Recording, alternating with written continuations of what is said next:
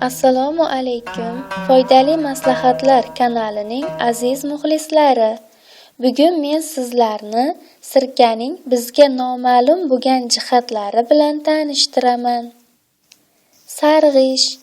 Dog'i bor kiyimlarni 2 osh qoshiq sirka solingan suvda iviting. Taxminan 10 daqiqadan so'ng uni sovuq suvda chayib tashlaysiz. Qarabsizki, dog'dan asar ham qolmaydi.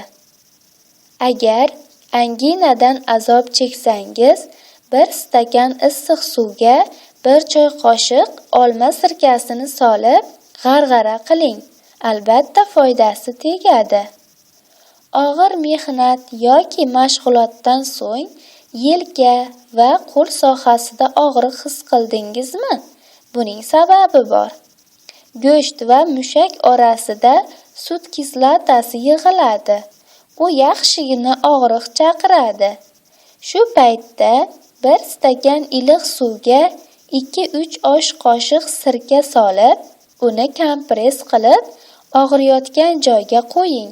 Qarabsizki, og'riq butunlay yo'qoladi.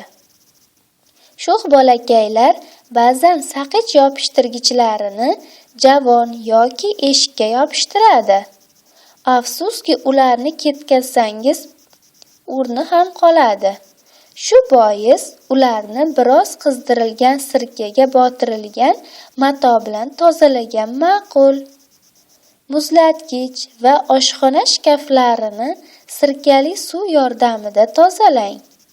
Albatta hidi butunlay yo'qoladi. Choynak va kastrulkadagi kirlarni yo'qotish uchun ularga 3 qoshiq sirka hamda suv solib qaynating. Agar sho'rvaga ko'p qalampir qo'shib yuborsangiz, 1 choy qoshiq olma sirkasi soling. U achchiqni kesadi. 1 litr suvga 2 osh qoshiq sirka aralashtirib, pollarni artib chiqsangiz, uyingizdagi hasharotlar butunlay yo'qoladi. Masalan, chumoli uyasiga sirka va suvni teng miqdorda aralashtirib quysangiz, ulardan osongina qutulasiz.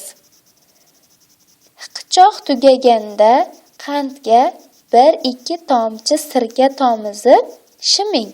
Shunda hiqichoq to'xtaydi.